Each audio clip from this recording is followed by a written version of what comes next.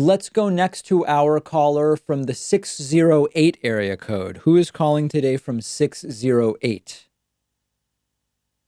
Hello, David. This is Jack. Hey, Jack, what's up? Okay, so there's this thing. I go to a college, and I'm a liberal in my college, and I see a lot of Trump supporters in my college, and it seems the reason for that is because they hate the regressive left, and they Mm. don't really understand much about other issues, and they just get driven further to the right because of the left and their social justice warrior, you know, how that is. So I just wondering, what are your thoughts on that, and how can I talk to a Trump supporter that just hates the left because of that and want to offer them a new perspective?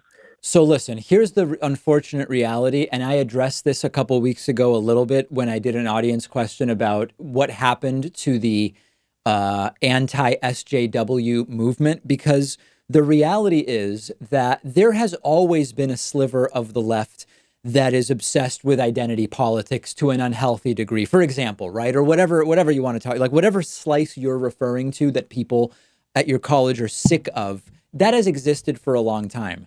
They became a target of the alt-right and of so-called free speech movements on the right for a little while, and they got some traction from it.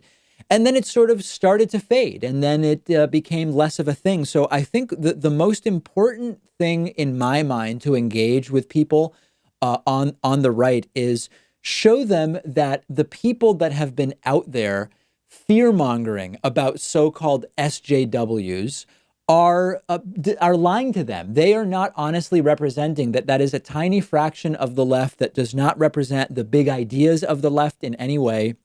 And try to get them to see that they've been bamboozled by whoever it is that came to the campus or whose videos they watched on YouTube that convinced them that this is a big problem. Is it a problem? Sure. I mean, like, it exists, and I've spoken out against it, but they don't have a controlling stake in the left at this point in time. They don't have a controlling stake in the narrative.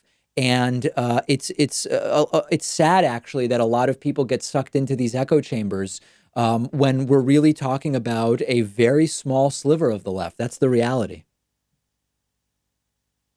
Yeah, and I talk to these people that say they're conservative, and they seem just to hate SJWs, but when I talk to them about individual issues, Right. they're liberal. Yep. Like they're liberal when it comes to gun control, when it comes to healthcare, when it comes to foreign policy.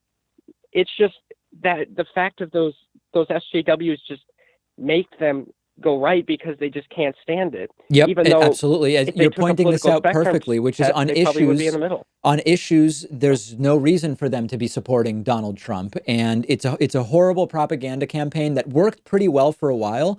But I have to tell you, I think its effectiveness has started to wane, and hopefully will continue to.